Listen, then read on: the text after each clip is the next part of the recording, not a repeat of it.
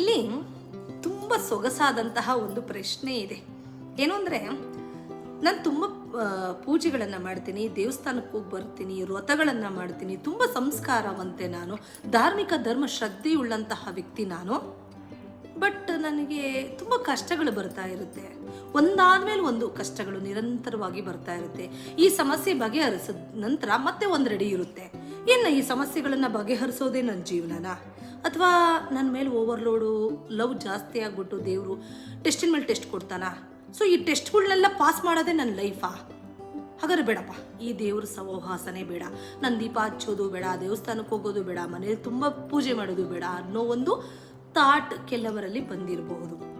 ನಿಮ್ಮಲ್ಲಿ ಏನಾದರೂ ಈ ಥರ ಫೀಲ್ ಆಗಿದ್ರೆ, ಅಂದರೆ ನಾನು ಎಷ್ಟೇ ದೇವ್ರ ಪೂಜೆ ಮಾಡಿದ್ರೂ ಯಾಕೆ ಕಷ್ಟ ನನ್ನನ್ನೇ ಹುಡುಕೊಂಡು ಬರುತ್ತಲ್ಲ, ಯಾಕೆ ಈ ಥರ ಆಗುತ್ತೆ, ಯಾಕೆ ನಮಗೆ ಒಳ್ಳೆ ದಾರಿ ಅಂತ ಸಿಗೋದಿಲ್ವಾ ಅನ್ನೋ ಯಕ್ಷ ಪ್ರಶ್ನೆ ನಿಮ್ಮನ್ನು ಕಾಡ್ತಾ ಇದ್ರೆ, ಇನ್ಕ್ಲೂಡಿಂಗ್ ಮೀ, ನನಗೂ ಕೂಡ ಎಷ್ಟು ಸಾರಿ ಈ ರೀತಿಯ ಪ್ರಶ್ನೆಗಳು, ಸಮಸ್ಯೆಗಳು ಒಂದಾದ ನಂತರ ಒಂದು ಬಂದಾಗ ಅದನ್ನು ಕಂಟ್ರೋಲ್ ಮಾಡೋಕ್ಕೆ ಆಗದಾಗ ಅಂತ ಅನಿಸಿದೆ, ಯಾಕೆ ಬೇಕಪ್ಪ ಈ ಭಗವಂತ, ನಂಬಿಕೆನೇ ಹೊರಟೋಗಿದೆ ಅಂತ.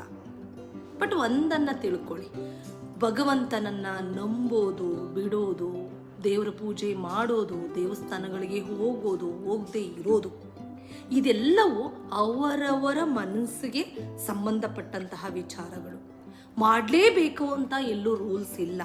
ಬಟ್ ನನ್ನ ಪ್ರಕಾರ ಧರ್ಮಶ್ರದ್ಧೆ ಉಳ್ಳವರು, ಉಳ್ಳದೇ ಇರೋರು ಅಂತ ಎರಡು ಕ್ಯಾಟಗರಿ ಇರುತ್ತೆ. ಅಂದರೆ ನೀವು ದಿನನಿತ್ಯ ಮನೇಲಿ ಪೂಜೆ ಮಾಡೋರು, ದೇವಸ್ಥಾನಕ್ಕೆ ಹೊರಗಡೆ ಹೋಗಿ ಬರೋ ಅಂಥವ್ರು, ಅವರೆಲ್ಲರೂ ಧರ್ಮಶ್ರದ್ಧೆ ಉಳ್ಳವರಾಗಿದ್ರೂ ಕೂಡ ಕಾಯಕವೇ ಕೈಲಾಸ, ನಾನು ಮಾಡೋವಂಥ ಕೆಲಸಗಳ ಕಾರ್ಯಗಳಾಗಿರ್ಬೋದು, ಎಲ್ಲ ಒಂದು ವಿಚಾರದಲ್ಲಿ ದೇವ್ರನ್ನ ನೋಡೋ ಅಂಥ ಕೆಲವರು ವ್ಯಕ್ತಿಗಳು ಇದ್ದಾರೆ. ಸೊ ಎರಡೂ ಬ್ಯೂಟಿಫುಲ್ಲೇ, ಎರಡೂ ಕೂಡ ಒಳ್ಳೆಯದೇ, ಪರವಾಗಿಲ್ಲ, ಅದು ಅವರವರ ನಂಬಿಕೆ. ಬಟ್ ನಾನು ಇಲ್ಲಿ ಹೇಳೋದಕ್ಕೆ ಹೊರಟು ಇರೋವಂಥ ವಿಚಾರ ಏನು ಅಂತ ಅಂದರೆ, ಸಾಮಾನ್ಯವಾಗಿ ಈ ಪೂಜೆ ಪುನಸ್ಕಾರ ಮಾಡ್ತಾರಂತಹ ವ್ಯಕ್ತಿಗಳಿಗೆ ದೇವರು ಹುಡ್ಕೊಂಬಂದು ಕಷ್ಟ ಕೊಡ್ತಾನೆ. ಮಾಡದೇ ಇರೋ ವ್ಯಕ್ತಿಗಳಿಗೆಲ್ಲ ಆರಾಮಾಗಿದ್ದಾರೆ ಅನ್ನೋದು ಅದು ದೊಡ್ಡ ತಪ್ಪು ಕಲ್ಪನೆ ನಮ್ಮದು. ಆ ರೀತಿ ಆಗೋದಿಲ್ಲ. ಏಕೆಂದರೆ ಅವರವರ ಕರ್ಮದ ಫಲವನ್ನು ಅವರವರು ಅನುಭವಿಸ್ತಾ ಇರ್ತಾರೆ. ಈ ಧರ್ಮಶ್ರದ್ಧೆ ಉಳ್ಳವರು ನಮಗೆ ಕಾಣಿಸ್ಕೊಳ್ತಾರೆ, ಎಷ್ಟು ಚೆನ್ನಾಗಿ ಅವ್ರು ಪೂಜೆ ಮಾಡ್ತಾರೆ, ದೇವಸ್ಥಾನಗಳಿಗೆ ಹೋಗಿ ಬರ್ತಾರೆ, ಯಾಕೆ ಅವ್ರಿಗೆ ಕಷ್ಟ ಬರುತ್ತೆ ಅಂತ. ಅಂದರೆ ನಾವು ನೋಟೆಡ್ ಆಗ್ತಾ ಇರ್ತೀವಿ, ಅವರು ನೋಟೆಡ್ ಆಗೋದಿಲ್ಲ. ಅಂದರೆ ಅವ್ರಿಗೆ ಕಷ್ಟ ಬರುತ್ತೆ, ಬಿಟ್ಟಾಕಂತ ಬಿಟ್ಟಿರ್ತಾರೆ. ನಮಗೆ ಕಷ್ಟಗಳನ್ನ ನಾವು ಹೈಲೈಟ್ ಮಾಡ್ತೀವಿ, ಪಿನ್ ಮಾಡ್ತೀವಲ್ಲ, ಹಾಗಾಗಿ ಎಲ್ರಿಗೂ ಗೊತ್ತಾಗ್ತಾ ಇರುತ್ತೆ. ಬಟ್ ಪ್ರತಿಯೊಬ್ಬ ಮನುಷ್ಯ ಆಗಿ ಹುಟ್ಟಿದ ಮೇಲೆ ಅವನ ಕರ್ಮದ ಫಲವನ್ನು ನಾವು ಸವಿಸಲೇಬೇಕು.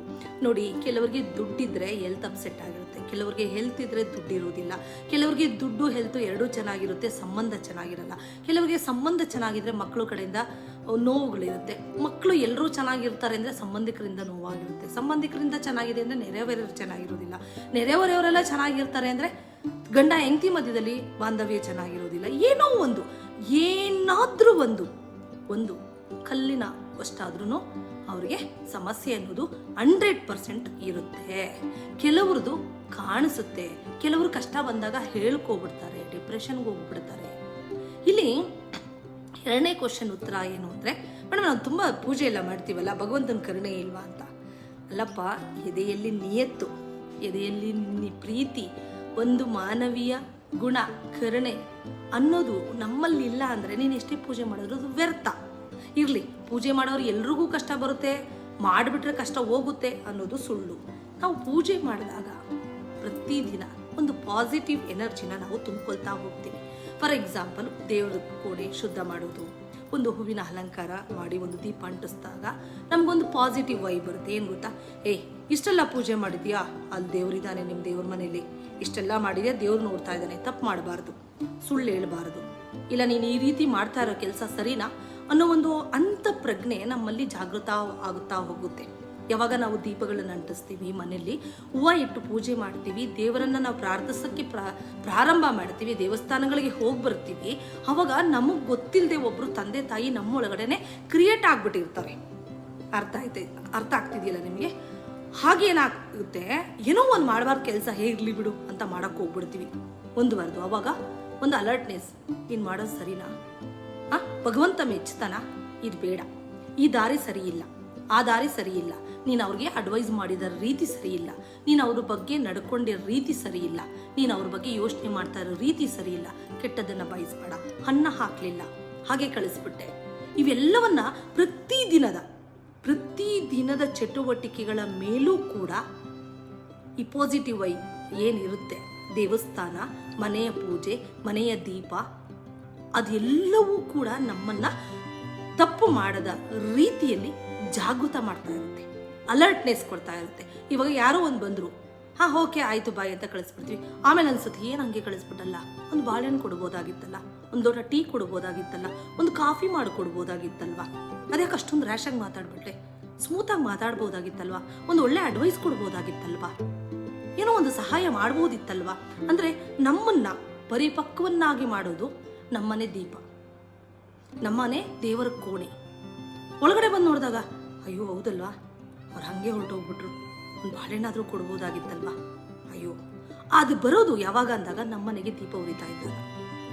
ಅಂದರೆ ತಂದೆ ತಾಯಿ ಮಾಡುವಂತಹ ಕೆಲಸ ನಮಗೆ ಕೆಲವೊಂದು ಟೈಮಲ್ಲಿ ಏನಾಗ್ಬಿಡುತ್ತೆ, ತಂದೆ ತಾಯಿ ಮಾತುಗಳು ಕೂಡ ಅಸಡ್ಡೆ. ನಮ್ಮಮ್ಮ ಏನೋ ಹೇಳ್ತಾಳೆ, ನಮ್ಮಪ್ಪ ಏನೋ ಹೇಳ್ತಾನೆ, ಅವ್ರ ಕಥೆ ಎಲ್ಲ ಕೂತ್ಕೊಳ್ಳೋಕ್ಕಾಗಲ್ಲ, ಇದೆಲ್ಲ ಬರುತ್ತೆ.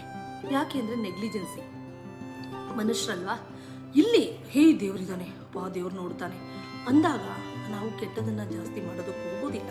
ನಮ್ಮನ್ನು ತಿದ್ದಿ ತೀಡೋದಕ್ಕೆ ಇರುವಂತಹ ಒಂದು ದೇವರ ಕೋಣೆ ಪ್ರತಿಯೊಬ್ಬರ ಮನೆಯಲ್ಲೂ ಇರುತ್ತೆ. ಸೊ ಅದು ನಮ್ಮನ್ನು ಅಲರ್ಟ್ ಮಾಡುತ್ತೆ. ಹಾಗಾಗಿ ನೀವು ಅಂದ್ಕೋಬೋದು, ನೋಡಿ ಮೇಡಮ್ ಕಂಟಿನ್ಯೂಸ್ ಆಗಿ ಕಷ್ಟ ಬರುತ್ತೆ. ಅರ್ಥ ಮಾಡ್ಕೊಳ್ಳಿ, ಕಷ್ಟ ಮನುಷ್ಯರಾಗಿ ಸಾಯೋವರೆಗೂ ಶ್ರೀಕೃಷ್ಣ ಪರಮಾತ್ಮನನ್ನ ರಾಧೆಯನ್ನ ಕೂಡ ಬಿಟ್ಟಿಲ್ಲ, ಇನ್ನು ನಮ್ಮನ್ನು ಬಿಡುತ್ತಾ?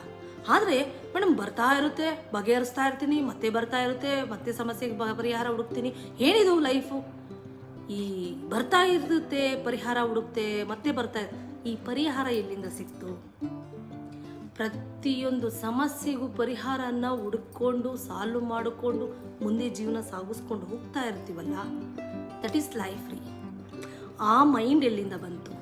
ಒಂದು ಸಮಸ್ಯೆ ಬಂತು, ಕೂಲಾಗಿ ಕೂತ್ಕೊಂಡು ಅದನ್ನ ಏನೋ ಒಂದು ಸಾರ್ಟ್ ಔಟ್ ಮಾಡ್ಕೋತೀವಿ ಅಂದರೆ ಆ ಪರಿಹಾರನೇ ಭಗವಂತ. ನಮ್ಗೆ ಆ ಶಕ್ತಿ ಕೊಟ್ಟವನು ಯಾರು? ಭಗವಂತ. ಆ ಪಾಸಿಟಿವ್ ವೈಬ್, ಆ ಪಾಸಿಟಿವ್ ಎನರ್ಜಿ ಇರಲಿ ಬಿಡು, ಹಿಂಗಾಗೋಯ್ತಾ ಎಡ್ವಟ್ಟು, ಓ ಸರಿ ಏನೋ ಒಂದು ಮಾಡೋಣ, ಅದು ಪರಿಹಾರ ಹುಡ್ಕೋಣ. ಎಲ್ಲಿಂದ ಬಂತು? ಇದೆಲ್ಲವೂ ಬರೋದು ಭಗವಂತನಿಂದ.